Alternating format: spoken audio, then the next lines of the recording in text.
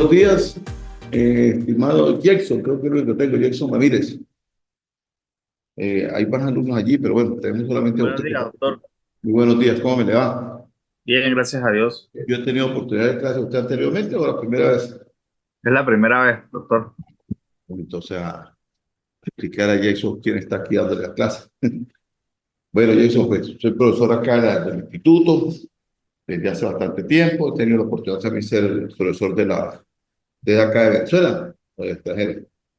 Sí, soy aquí de San Cristóbal, doctor. También soy profesor del IESIT, pero por cuestión de lluvia y que yo tengo moto, pues no me acerqué hoy a la universidad. Ah, ya, ella es de la Católica.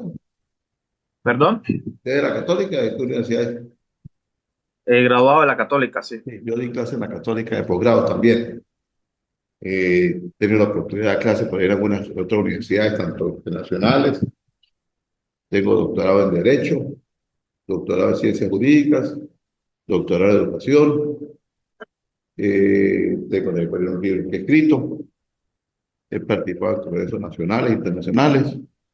Y bueno, hemos andado en el camino de la vida, por ahí poco a poco. Entonces, es un placer pues dar hoy la clase de Derecho Penal Internacional, ¿verdad? Sí. Tenemos la primera actividad. Prácticamente cuando yo doy clases a nivel de maestría, a nivel de doctorado, pues yo no doy unos clases, yo doy unos conversatorios, porque como es un conversatorio de intercambio de ideas, una lluvia de ideas que sirve tanto para el uno como para el participante como para el docente. Y tratamos de jugar conocimiento a objeto de, si no buscar el perfeccionamiento 100%, buscar siempre un perfeccionamiento que nos ayude a todos. Entonces vamos a comenzar hablando hoy sobre el origen del derecho internacional penal. Podemos encontrar que la ilustración y el pensamiento moderno, así como los siguientes antecedentes del derecho penal internacional, su ilustración, los filósofos como César Beccaria y Jerry Bentham plantearon ideas sobre el derecho penal internacional, abogando siempre por la eliminación de la tortura y de las penas crueles, mientras que Bentham desarrolló la teoría utilizando siempre lo del castigo. Antecedentes del derecho penal. Los antecedentes del derecho penal internacional se remontan a tratados de paz desde 1648. Ahí me llama mucho la atención cuando hablamos del derecho, porque siempre creemos que el derecho nació recientemente. Y estábamos hablando hace rato de la clase que está dando a nivel de doctorado de Derecho Comparado, y el Derecho Comparado data de 1248 años antes de Cristo. Y el primer tratado internacional de Derecho Comparado que hablaba sobre la extradición data desde egipcio, el tratado egipcio desde 1248 a.C., data la tradición. Y entonces en algunos países pues siempre hablamos del derecho internacional penal, y el penal internacional pues se regula primero que todo también por la constitución interna de cada país y a su vez por la regulación de la constitución internacional, que no viene siendo más sino el complemento de lo que también conjugamos con el derecho internacional. Porque usted como docente pues sabe muy bien que el derecho internacional es la aplicación de normas basadas en la constitución interna y la constitución externa, ¿verdad? Sí. Entonces el derecho penal pues también tiene que ver con los tratados internacionales y sobre todo con la parte constitucional de cada país. Algunos me han preguntado a mí por qué en algunos países no permiten la extradición y por qué en otros países existe la extradición. Y en el derecho penal internacional, que es la normativa de la sanción de las penas por los delitos cometidos, pues son aquellas personas que se ven involucradas en ellos y que son perseguidos a través del derecho penal internacional. Y para tal fin, pues se constituyó una policía internacional, que es la famosa denominada Interpol, que cumple algunas normativas para que la persona sea con orden de captura solicitada por cualquier tribunal de determinada república y que sea esta policía la que se encargue de la localización de esa persona. No quiere decir que otra policía no lo pueda hacer, pero prácticamente la que tiene este rol importante para ello, pues la policía del homenaje internacional, que es la Interpol. Existen también algunos antecedentes cuando vamos al derecho penal internacional, y es que se hizo a través de la aparición a finales de la Primera Guerra Mundial de 1914 a 1918. El derecho penal para aquella oportunidad, el derecho penal para aquella oportunidad comenzó a funcionar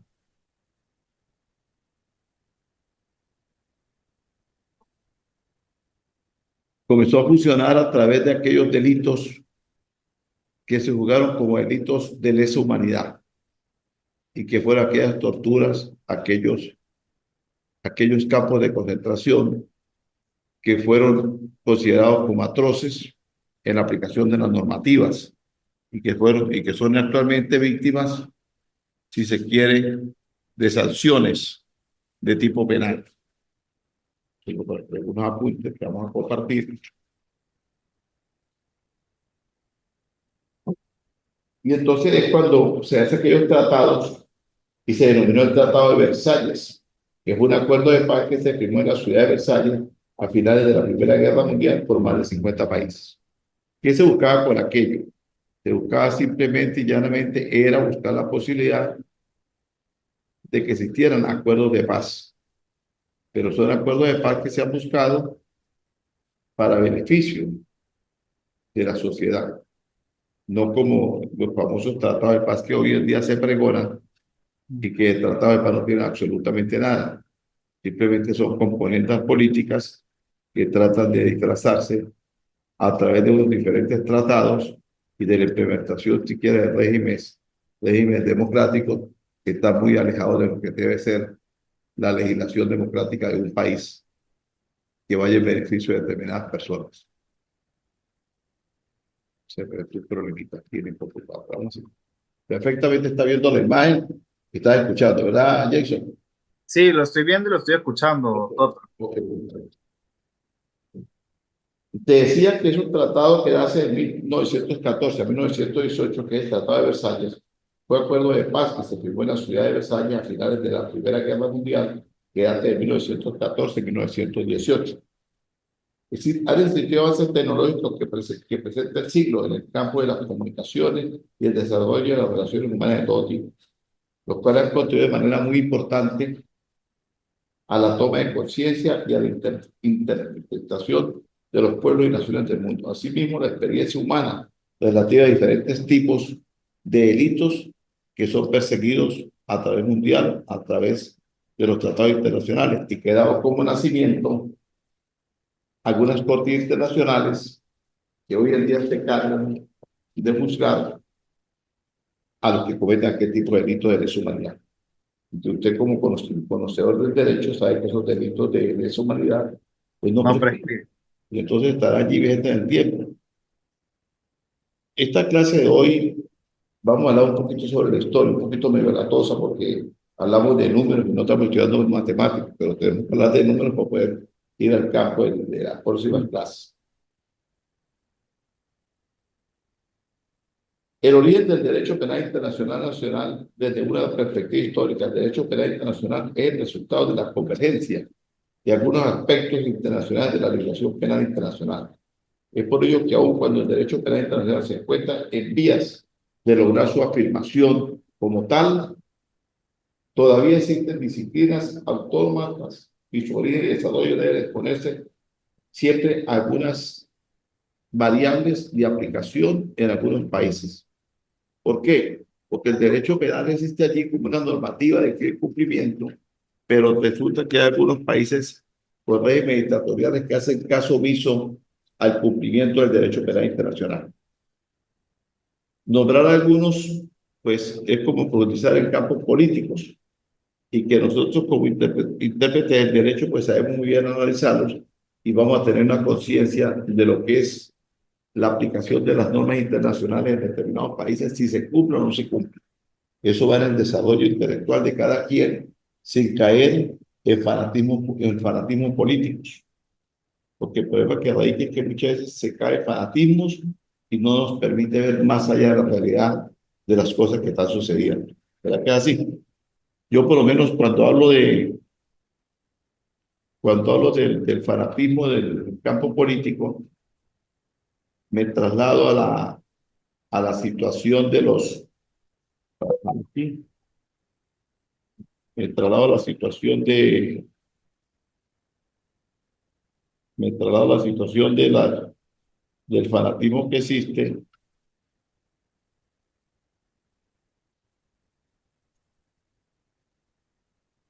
Ya un tipo de hecho, Tranquilo, doctor. del fanatismo que existe en el campo deportivo.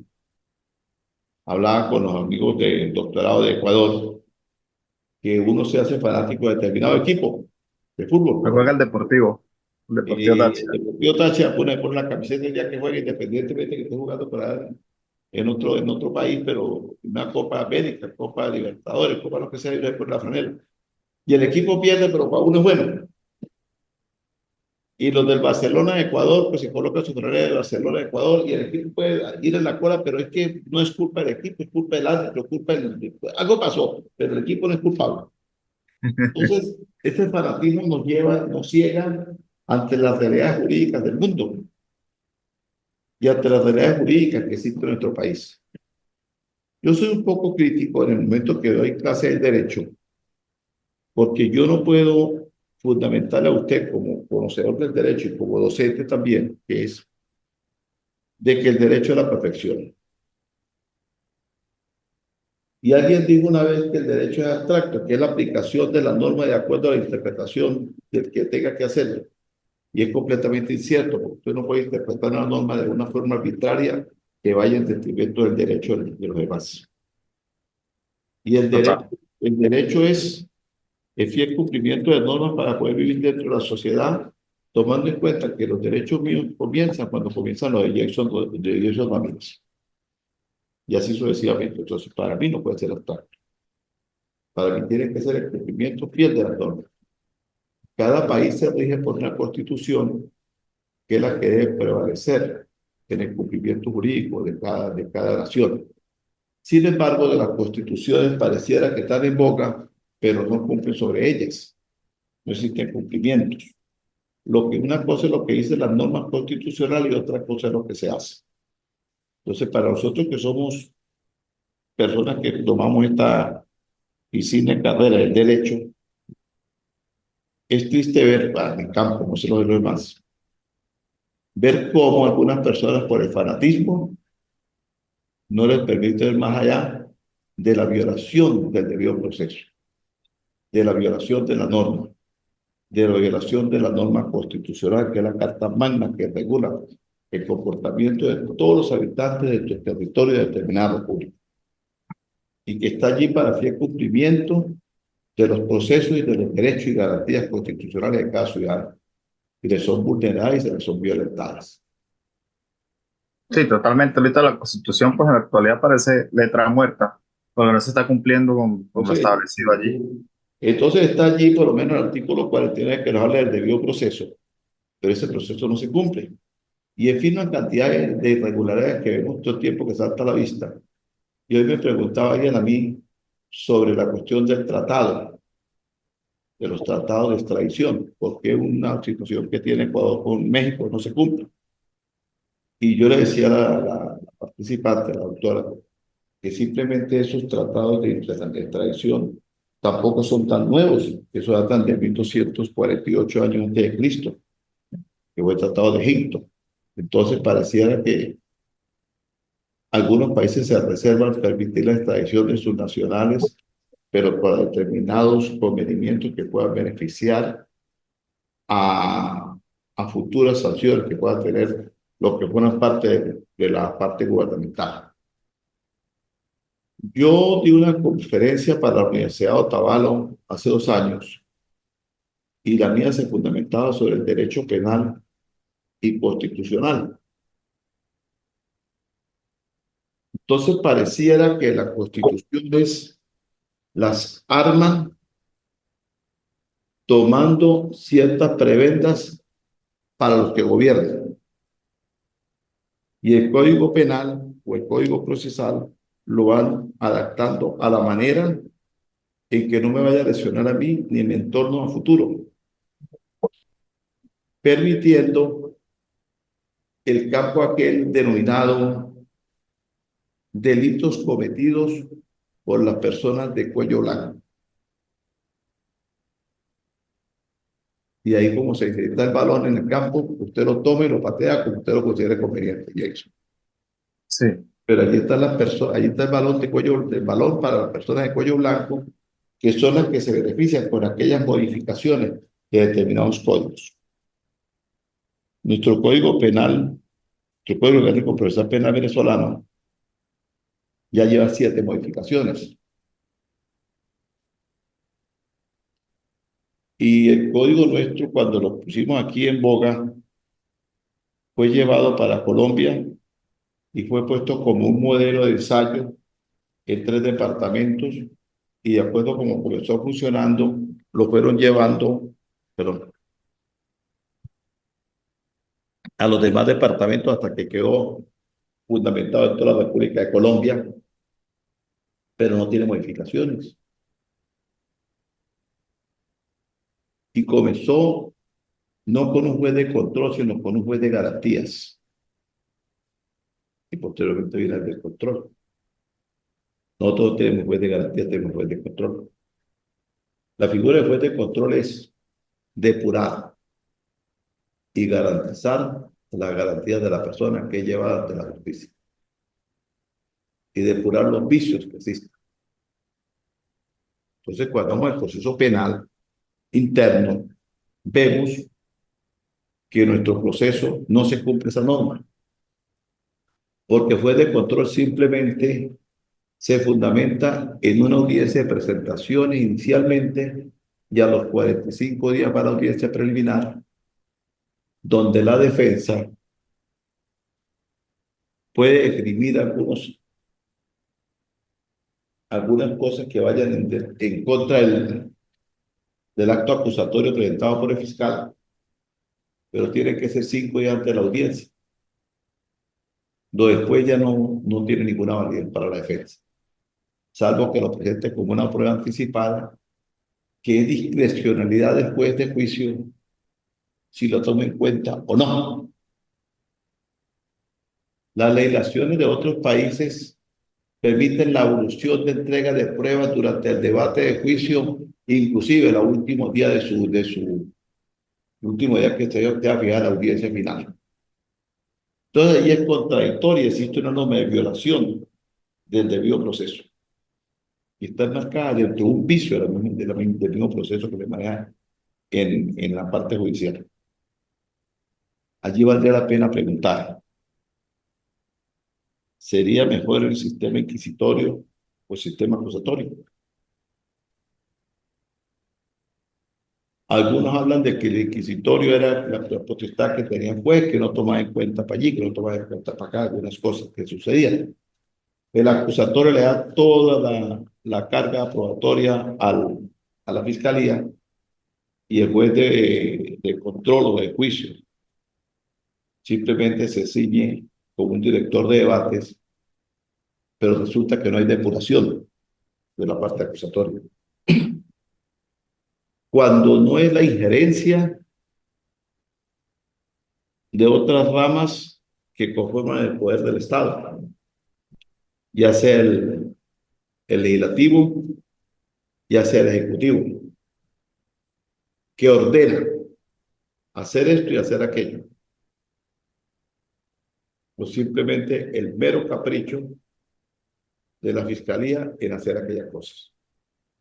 Traigo a cotación esto porque cuando vemos la parte interna, para ir a avanzar a la parte externa, pues tenemos que ver cómo nos cumplimos nosotros para poder abarcar el derecho internacional y el derecho penal internacional.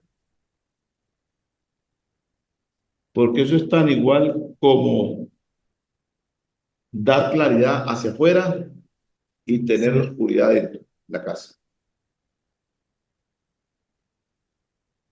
Y cuando nosotros carecemos de una normativa jurídica que debe existir, como existe por lo menos en Perú, que existe el Código Orgánico Penal Integral o Código Penal Procesal Integral. ¿Qué quiere decir eso? Allí está solamente un texto que ha aglutinado el proceso y las sanciones y las penas, todo en un mismo libro. En nuestra legislación se ha disgregado. El Código Orgánico Procesal va por un lado con 7 modificaciones que no han servido absolutamente para nada. Se dice que la participación de las partes, se dice que en las garantías procesales, se habla de los derechos humanos, se habla de estas cosas, pero no se cumple. ¿Por qué no se cumple? Porque vamos nomás simplemente a los traslados para las respectivas audiencias. Pues el imputado no es, el investigado no es trasladado, si es trasladado es con retardo, si no el juez no fue, si no es fiscal está de permiso, la doctora salió, la fiscal no pudo llegar a la hora, y así sucesivamente van pasando las cosas. Entonces, tenemos también un código penal que simplemente es un arbolito de Navidad allí, con un montón de ramitas ya todas secas, porque le fueron quitando la competencia, la autonomía y se fueron haciendo unas leyes especiales, que si la ley de juego y hurto de vehículos, que si la ley de violencia a la mujer, que si la ley contra los niños, que si aquello, que si aquello, que si aquello, y total que el código penal está allí. Sí, tiene razón, profe. Sirve muchas veces cuando el abogado, por desconocimiento o por pereza, porque ya cobró, no me importa qué va a pasar. Y es fácil ver cuando le hacen los cargos a una persona y le establecen, solicito la pena de tanto por estar incurso en el delito de robo de vehículos según el artículo tal de la referida ley, así como la del Código Penal tal y tal fecha. La pregunta inocente que uno se puede hacer es, ¿y será que la persona se le puede solicitar una sanción penal por 2 delitos diferentes que guarden de la misma relación? No es como una abundancia. Si fuera para darle premio, es para sancionarlo. O me lo sanciona por el Código Penal, Como por la ley especial. de la ley de vehículos. Pero ojo con lo escrito, eso sucede. ¿Será que cuando vamos al caso de una violación de niños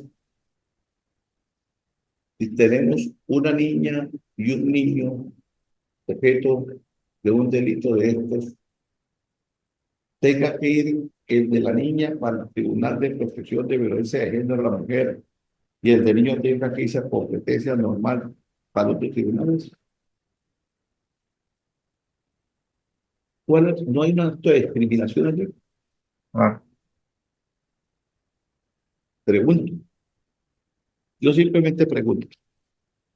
Pero aquí se gastan el tiempo en debates y debates y debates y hablando estupideces y hablando de campañas y de cuestiones, cómo se puede hacer para poder desfalcar cada día más las salas del Estado, pero no se está mejorando el sistema jurídico.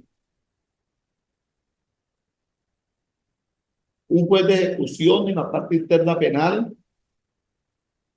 es una persona allí que debe garantizar los beneficios y las garantías para el imputado porque es un ser humano, para el penado. Ese penado depende de un juez de ejecución. Y resulta que el juez de ejecución muchas veces no sabe ni a dónde está el detenido que está bajo su jurisdicción. Porque inicialmente dice que pagará la pena en el centro penitenciario del CPO de Santana y se va para el juez de ejecución. Y un buen día en la mañana, en la madrugada, el director del centro penitenciario allí le vino en ganas a sacarlo y lo mandó para Topindito, para otra casa. Y aquí en San Cristóbal, el juez de ejecución no sabe dónde está preso. El juez de ejecución tiene que estar pendiente de sus beneficios que debe otorgarle de acuerdo a las normativas legales. Resulta que saca muchas veces una boleta de libertad por pena cumplida, porque ya le corresponden los beneficios, y la boleta de libertad tiene que ir primero a Caracas, a veces se la aprueban, no la aprueban. Demasiada burocracia. Y entonces resulta que, bueno, yo para qué está. Pero en una legislación, como simplemente un ejemplo, que te voy a colocar la peruana, los jueces de ejecución radican en cada sitio donde está un centro penitenciario.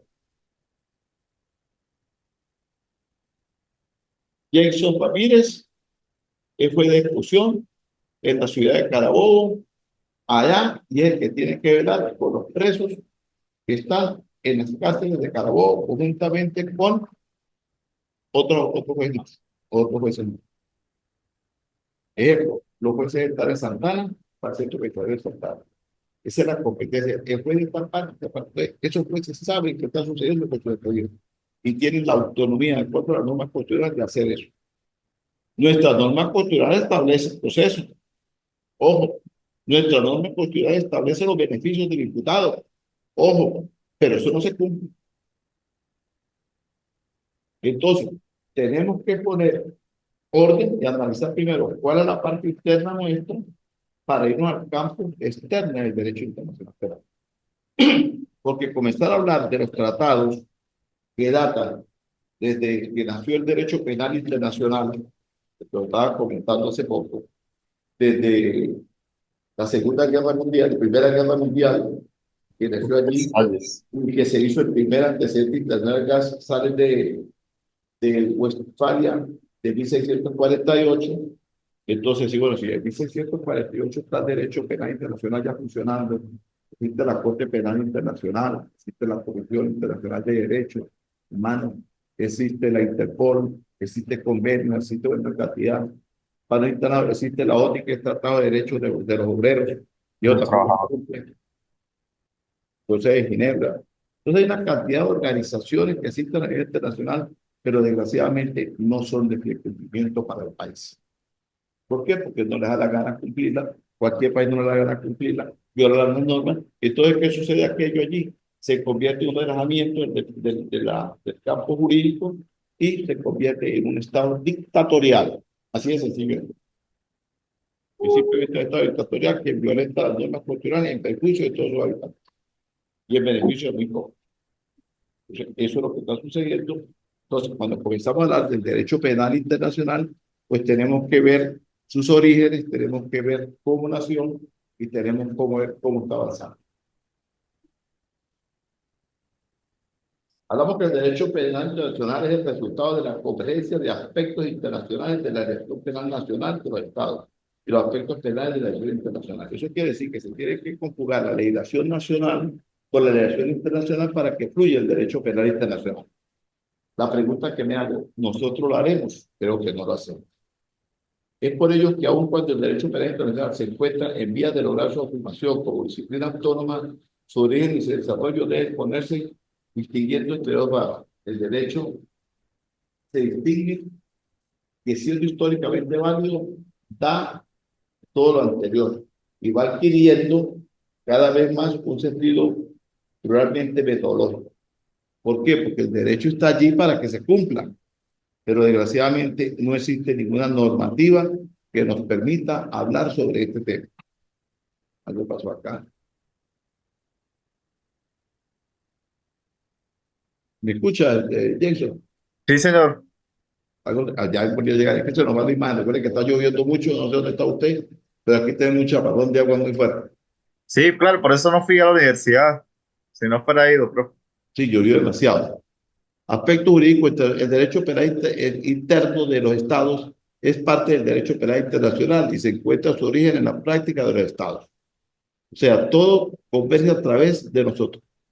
Cuando hablamos del derecho penal internacional, vemos que el derecho penal internacional es una rama muy antigua y que se dio desde el año en 1280 antes de Cristo. ¿Qué sucedió allí que dio inicio al derecho penal internacional? Fue cuando comenzó a funcionar las guerras que existían por algunas cuestiones que guardaban origen de algunas violaciones de normas de derecho. Y para aquella oportunidad se dio origen un enfrentamiento que era entre Egipto. Para aquel entonces, quien mandaba en Egipto era Ramsés II y se trataba de un convenio que firmaron de un tratado de paz con el rey de los hititas. Firmó con este un tratado de paz y generaba el nacimiento histórico de la diplomacia.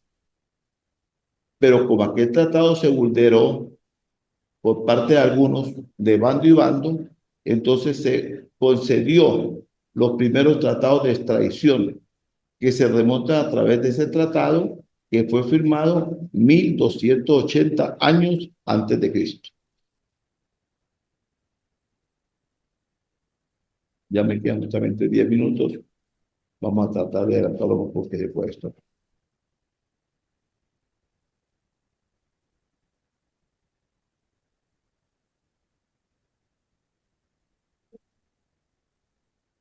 Esto conllevado a lo siguiente, que la extradición en el derecho penal internacional fue la única y la principal manifestación de los aspectos internacionales del derecho. ¿Por qué? Porque fue la primera figura emblemática que se cumplió a través de diferentes países, a través de un tratado. Entonces, quien marcó la hegemonía de la aplicación del derecho penal internacional fue la extradición, siendo la única manifestación de aspecto internacional del derecho penal internacional entre los estados, hasta el advenimiento del siglo XIX de la más importante codificación europea en el ámbito penal. Ahora bien, a partir de los códigos franceses y alemanes del siglo XIX se consideró preciso que el derecho penal interno extendiera sus dimensiones a otros tipos de delitos y a otros tipos de sanciones. Pero quien dio el inicio de la aplicación del derecho penal internacional fueron las extradiciones. ¿Por qué tenía que ser la extradición? Es la pregunta. Porque era la figura de poder castigar que cometiera un delito en otro país. Venezuela se reserva el derecho de no permitir la extradición de sus nacionales, con nacionales. De aquí de Venezuela no se puede llevar a nadie a pagar una pena en otro país. Sin embargo, hemos visto que en el campo internacional del derecho penal, algunos venezolanos han incurrido en delitos en otros países, como el caso recientemente de este joven que dio muerte a una muchacha de origen chileno y huyó, pasó por Perú, pasó por Ecuador, llegó a Colombia y venía prácticamente hacia Venezuela, con la mala suerte para él y con la aplicación de la justicia divina, que fue detenido por las autoridades colombianas en Bogotá y de inmediato fue extraditado. O sea, profe, si lo encuentran en otro país, sí lo pueden extraditar. Claro, yo te estoy explicando. Este muchacho cometió un delito en Chile, venezolano, da muerte a una muchacha en una forma bastante atroz. Para no entrar en el problema, la descuartizó y todas las cosas, la metió en bolsas plásticas y huyó. Y él vino hacia Colombia, pero en Colombia pasó por el Perú, pasó por Chile, pasó por Perú, Ecuador y Colombia. Ya venía prácticamente para Venezuela y fue detenido en Bogotá por la policía, por la Interpol y fue devuelto directamente a Chile. Porque es venezolano, pero el delito lo había cometido, pero estaba afuera. Pero si él llega aquí a Venezuela, difícilmente no creo que hubiera salido, sino simplemente la pena la paga aquí. Este otro muchacho que está involucrado en el homicidio del teniente este que se había pedido asilo en Chile, también fue detenido en Bogotá y también fue puesto a la orden del gobierno, y uno fue detenido en Costa Rica y fue puesto también a la orden del gobierno chileno.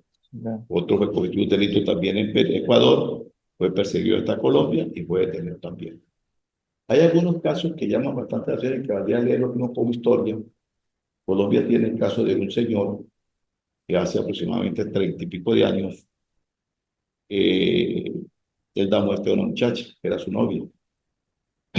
la persona huye hacia Brasil, se radica en Brasil, se pone a estudiar allá en Brasil con otra nacionalidad, se gradúa de médico, se casa, forma un hogar, tiene sus hijos,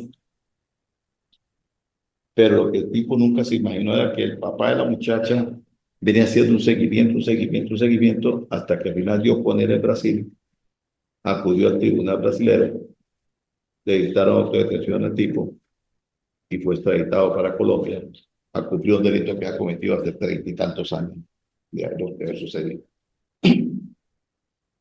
Eso es lo que se llama la aplicación de la justicia y que permite el derecho internacional.